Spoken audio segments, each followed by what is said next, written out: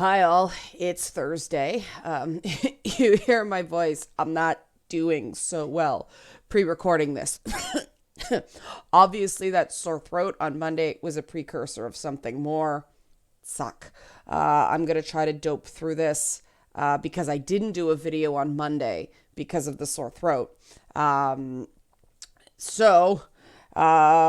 If you like seeing me push through this stuff, and you enjoy show tunes, you'll like this upcoming Patreon jingle. Here we go. Become a patron. So become a patron once you join because you'll feel that you belong. Patreon.com/AnnaK. I kind of butchered that. For whatever reason, it's funny because I pre-planned to make an attempt at Hello Dolly. Every time I try to sing anything from Hello Dolly, even a tune, I get sick and my voice gets affected. I don't know what my curse is with that musical. It's weird. Speaking of curses, that's the topic today. This actually came up when I was talking to a friend. He's one of my honest friends who get a lot of my unfiltered ranty comments about things. A lot of stuff that I think maybe that one's not for public consumption, but I think this one is.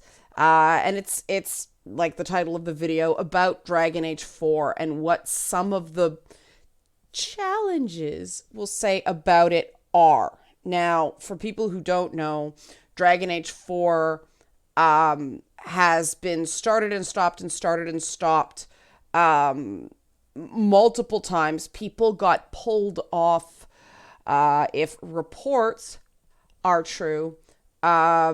People got pulled off Dragon Age 4 to try to put out the fires on Anthem, and are now getting, like, more people are now getting reassigned, but Dragon Age 4 has some very serious uphill battle elements to it.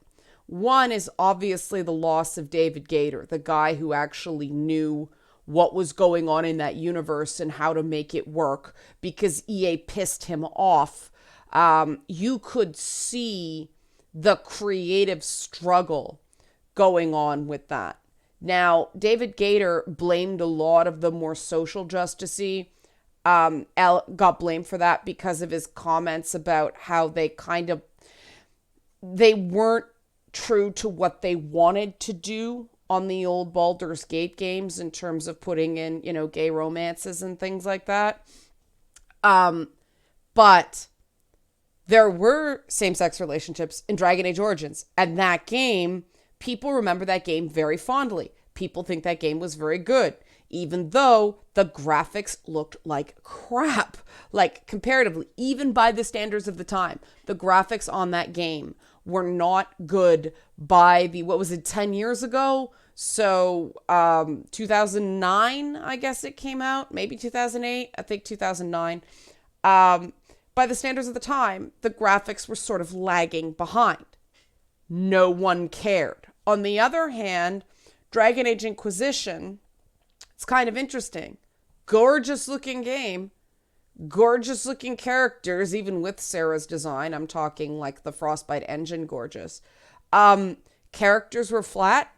Story wasn't so great. Whoa, got a huge bit of feedback there. That ain't good. But story wasn't so great. And so on and so forth. So that tells you something about, and I noticed that when the game came out, everybody was like, OMG, 10 out of 10. And that attitude over time has not held up. I have heard quite a few people. Now, granted, there are some people who just don't like the Dragon Age format. They played Origins. They find it boring. I'm not talking about that. I'm talking about fans of the Dragon Age franchise who are very meh on Inquisition. Now, Dragon Age 2 seems to be even more fondly remembered, even though Dragon Age 2 was rushed to get completed in 18 months because of EA's stupid release schedule. But people still more fondly remember that game in hindsight, even though when it came out, Dragon Age 2 was not as well received. And I really believe it's the strength of the characters. Now, David Gator was a big reason why those characters were so strong. You really felt in Dragon Age Origin and even Dragon Age 2 that the writers loved every character they wrote. There was just this, I say that as a writer. And I know I'm working on some of this with Boss Fight. I need to find a way to love every character I put in a show. Even characters that are parodies. I think part of the reason that characters like Princess Sparkle Muffin and the Social Justice Warrior caught on was because they are incredibly fun characters to play. And there is this affection for them in the performances that is undeniable because it's just so fun to go, wild rage and things like that, But you felt that. You felt that in the characterizations in Dragon Age 1 Origins and 2. Even the characters that were going through some ish, like, Anders in Dragon Age 2 compared to the Awakening expansion to Dragon Age Origins. And Fenris, who clearly has a very horrible backstory. Like, there's a reason he's so bitter. Inquisition didn't have that. Inquisition felt like, interestingly enough, the problem that J.R.R. Tolkien's writing had, as opposed to the movies, or at least the Lord of the Rings trilogy, that characters in Tolkien tend to be representatives of some idea or of a race instead of fully formed characters in and of themselves. And so we get, Sarah, who is the rebel lesbian elf instead of like this well-rounded character, right? You get the Iron Bull, who was supposed to be pansexual, but unless he's supposed to have banged Krem, because there is no trans character in your party that we are sure that the Iron Bull is involved with, because it's basically like Dorian or the Inquisitor, and you can't play as a trans Inquisitor, there's absolutely no purpose to the pansexual label. Bisexual? Fine. But pansexual? No. There's no meat to that. And there was no meat to a lot of the characters. Now, a lot of people didn't like Solus. I really enjoyed Solus as a character because there was a purpose behind him. You felt the love on that character. Varys, from previous games, obviously people love Varric. The only other character I really felt like there was sort of a spark in of the part, well, I mean, Cullen, because he's been, one of the few characters to be in every game, except I think Awakening, since every full game, since Dragon Age Origins. The characters that predated, Cassandra was in Dragon Age 2, those characters that predated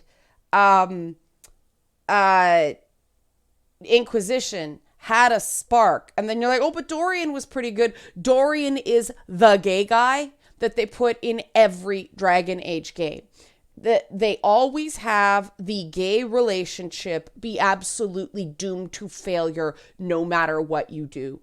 And it absolutely frustrates me. That was BioWare games. Because, I mean, in Mass Effect 3, the big gay romance was with Steve. Well, look at how that turns out. They have, Dorian has to leave. Fenris has to leave. What's his name? Zevran, that's right. He goes off, like, for whatever reason, they don't like to keep relationships together in BioWare games. I think that's just because it's hard to write ongoing continuity with those sorts of relationships. But there's another serious problem plaguing Dragon Age 4. And that's BioWare magic wasn't just, make your game be a hot mess, and in the last few months, somehow it magically comes together. There was a reason that happened.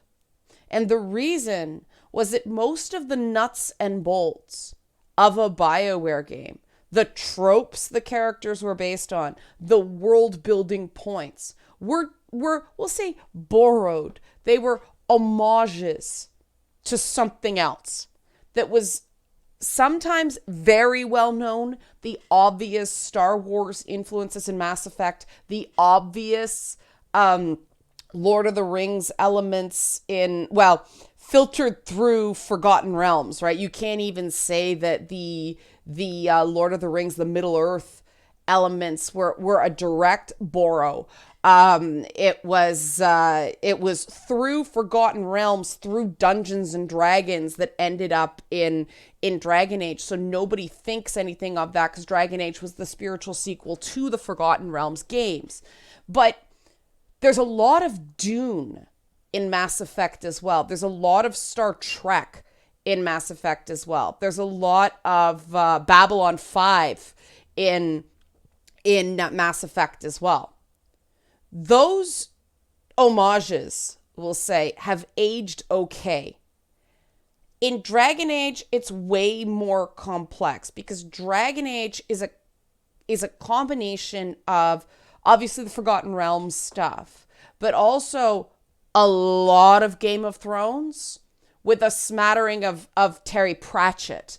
Flemeth, just like Kriya in Knights of the Old Republic, is totally an homage to Granny Weatherwax from the Discworld games.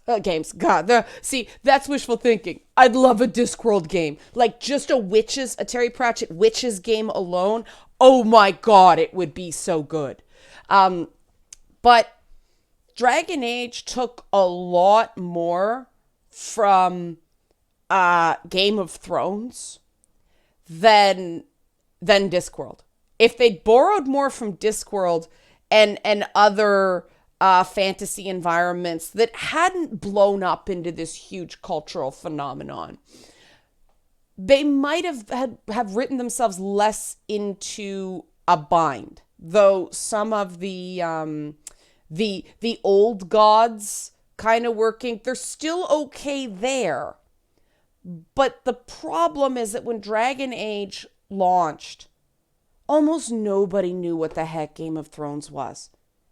And the whole grand game, the whole Orlesian political angle was so hardwired into what Dragon Age was and why it was interesting that there's a lot cribbed from Game of Thrones, including the Sir designation for men and women. The Dragon Age kind of telegraphed that with the "there are no female knights." Oh, now there are with Brienne of Tarth. But I mean, so much Game of Thrones is in Dragon Age's DNA that in Awakenings, Anders had a cat named Sir Pounce-a-Lot, which is an obvious homage to Sir Pounce from Game of Thrones. Now, people, if they're not burned out on Game of Thrones because of the way the last few seasons went down, they're very, very aware of Game of Thrones. And so any attempt to put in any of that stuff, new players are going to go, oh, they're just ripping off Game of Thrones. And it's true. Now, they seem to be moving away somewhat from that. It seems like the focus is going to be on like the old elven gods. I forget if they say elven or elfish. That was very important to J.R.R. Tolkien, but gods like the Dreadwolf and the Mistress of Magic sort of thing. Another that was borrowed directly from Ed Greenwood. So Flemeth is now kind of a combination of an Ed Greenwood character and a Terry Pratchett character, which is why she's one of the best characters in the games. But they're really in a corner in terms of a huge portion of the DNA of that series is now a totally different ball game. They could rip off Game of Thrones or A Song of Ice and Fire, more accurately, with absolute impunity before, because the people who knew what they were doing went, that's a really cool homage. When is Game of Thrones ever going to be well known? Boy, were we wrong. But then there are the other people who know it, love it, feel like it's a ripoff. And the minute you start complicating your creative process of, well, we can't lean into this too much because it's unoriginal, you start getting bumps in the road. And there are a lot of bumps in BioWare's process now. Not only is there lack of originality, and there are plenty of original elements, don't get me wrong, in the Dragon Age lore. I mean, you could just claim that the Qunari are basically Klingons, and you'd be right. But, their society is made up of an interesting mix of the Ottoman Turks and the Spartan culture from, the ancient Greek city-states. So there's enough that isn't like Klingons to survive them. But they've kind of messed up the Qunari too. They kind of kneecapped what made the Qunari cool in Inquisition by, quite frankly, making them less alien and more knowable with their converted races. I mean, the Arashok was a cool antagonist in Dragon Age 2. Partially because he was this representative of this totally alien culture. And the minute they let someone play as a Qunari, you actually couldn't play as a Qunari.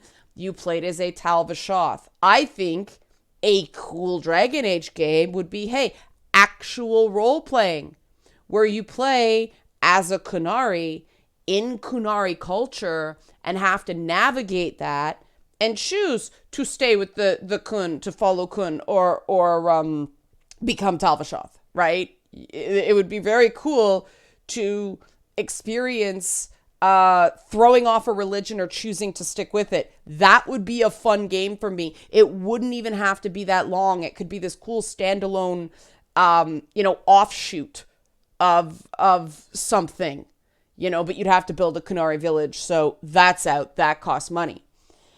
But other than stuff like that, there's very little original about Dragon Age now. Other than the elf gods, that backstory where they have almost a lore system that is very, very evocative of the indigenous. The almost called them the Drow. Almost called them the Scoia'tael. See, this is the problem with fantasy.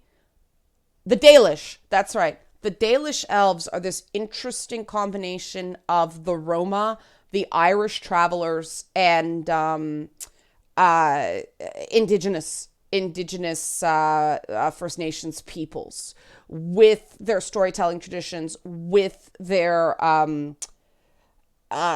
space, like with their role in the game world. That could be extremely interesting. But they are now in a corner with this too, even though that seems to be where they're going with the games. Because BioWare, as diverse and social justice-y as they claim to be, is still a very white company. It is very white behind the scenes. For all their talk of diversity, you went in there, those environments were pretty melanin impaired. Now, part of that is because one of their studios is in Edmonton that gets 9 months of winter. Even if you walk in brown, you get paled out just with a lack of sunlight. I'm only partially kidding. I have friends it's happened to. I know brown people who look white now because they've spent so many years in those kind of wintry climates. But BioWare's hiring has been extremely white. They've been good at hiring female writers, maybe not the right female writers for people. But in terms of racial diversity in the company, not as much. And that's the problem with the Dalish origins now. And BioWare leaning into the whole social justice thing. They are now engaging in the most dangerous form of cultural appropriation imaginable with the Dalish, because the whole cultural appropriation argument got started, and the validity to the cultural appropriation argument was that people were taking sacred symbols, sacred ritualistic symbols like headdresses and ceremonial tomahawks, and making them sport mascot things. And there's a reason there's no sports team called, say, the San Francisco Nuns, even though the Sisters of Perpetual Indulgence are a thing. If you don't know what that is, look it up. I was actually in a documentary about the Sisters of Perpetual Indulgence. But there's a reason for that, because people get offended when you use their religious symbols for anything but a religious reference. So they got a real problem over at BioWare now, because is it the indigenous people who are going to complain? No, because it's a fictionalized version. It's the outraged white people who are going to be offended on behalf of someone, who are going to get offended by this and screech to high hell, especially the people who have not followed the whole Dragon Age Dalish Elves thing from the beginning. And there's a lot of them, because as much it was a mediocre game, or perhaps because it was a mediocre Skyrim ripoff in a lot of ways, Dragon Age Inquisition sold a lot better than Dragon Age 2 or Dragon Age Origins. So BioWare is in a bind of its own making in a lot of ways. And what this does, that doesn't mean just the controversy does not mean that there is an issue here.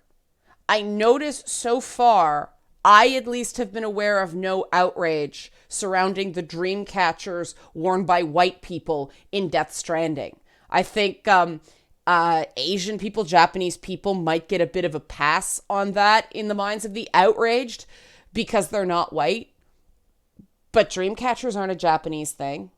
That's an indigenous people's thing. And dream catchers have been one of those things that have been horrendously and offensively culturally appropriated into like things that people hang in their cars. That's not the correct purpose of a dream catcher. A dream catcher is supposed to be hung over where you sleep, unless you're sleeping in your car. That's why it's called a dream catcher. It catches dreams when you sleep. So I found it interesting. I think it's great that they haven't, maybe someone will get to it now. I jinxed it, but I think it's good that finally something didn't get hit. But the issue is not that there will be controversy. The issue is that they will care about that controversy. Hideo Kojima doesn't give a shit if people are offended. That's why he has a very loyal fan base. Because if you don't believe in your stuff, your fans don't believe in your stuff because they look to you to be excited. BioWare got this huge surge when they told homophobes to pike off. They don't do similar with other issues of social justice, and it's crippling their writing. We saw what it did to Andromeda. Anthem was completely uninspired. If they get hung up on that in Dragon Age, and they probably have, because the writing tends to get done early on, the outcome is going to be garbage, because fantasy hinges on selling absolutely stupid ideas on a raw emotional journey that people connect to. More than sci-fi, right? Because sci-fi, you can get all into propulsion engines and whether they make sense. You know, we have a basic idea now of how artificial gravity on space stations might work, things like that. Those are tangible details that people can connect to. But elves, you know, we have little people in the real world, so dwarves, okay, they're not working in mines, but still. But elves, these magical races of magical people, no, if you think too hard about them, they're inherently silly. And that's why your writing has to be so earnest and so romantic, capital R romantic movement. And that's what the first Dragon Age Origins had. That's what Dragon Age 2, despite its development issues, had. You convinced a dude was in love with his crossbow, for God's sakes. Everybody loved the whole Bianca thing, right? Bianca turned out to be, well, won't go there. But you believed because the developers believed. In Dragon Age Inquisition, the writing felt like it was more going through the motions. It is no surprise that that was David Gator's last game for EA. He's gone on to other things now. I hope he gets his mojo back because he's a great writer in that regard. He makes you believe about ridiculous stuff. But when you're writing that stuff, you have to get out of your own way. It all has to come from the heart. It can't come from the head. You build this stuff up. You set your parameters down. You build your world. You do that first. That's your thinky come from the head bit. But when you actually sit down, that's building your world. When you sit down to write your story within that world, it needs to be 90% heart or it's not going to work. That's what this stuff hinges on. That's what Dragon Age Inquisition was lacking. That's what Mass Effect Andromeda was lacking. That's what Anthem lacked. Anthem was pretty, but it had no soul. It had no heart. Because it's a only online game. Same problem. BioWare needs to stop doing like multiplayer online. Just stop. I know EA wants to sell boatloads and boatloads of copies, but multiplayer ain't the way they know how to do that. Stop doing that. You have to tell a really great single player story. You know, the way The Witcher did? And CD Projekt, okay, the first Witcher game, not the best story. Witcher 2, in terms of story development, how the game played as a game, like the world very well developed, but they acquired the world, right? How they told stories within that world got better with every game.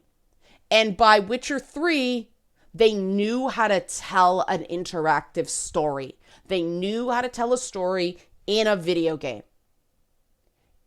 And so we have high hopes for Cyberpunk, right? Because CD Projekt's getting better. BioWare interactive storytelling is on the decline. And there is no indication, based on anything, that BioWare knows how to tell a BioWare story anymore. And that's the real problem with Dragon Age 4. That, I think, is behind a lot of the delays. They don't have anybody stewarding the project who really, really, in their hearts, believes in it anymore. And they have to get that mojo back to get the BioWare magic or any other kind of magic because Dragon Age is a game where you literally have to make people believe in elves and not the kind that give you cookies. Why don't elves give cookies anymore? Cookies are delicious. Anyway, thanks for watching. Let's try this again. Become a patron. So become a patron. You will come and you will feel like you belong. Patreon.com/LeannaK. My voice is warmed up while I've been talking. I'm going to feel this later. Thanks for watching.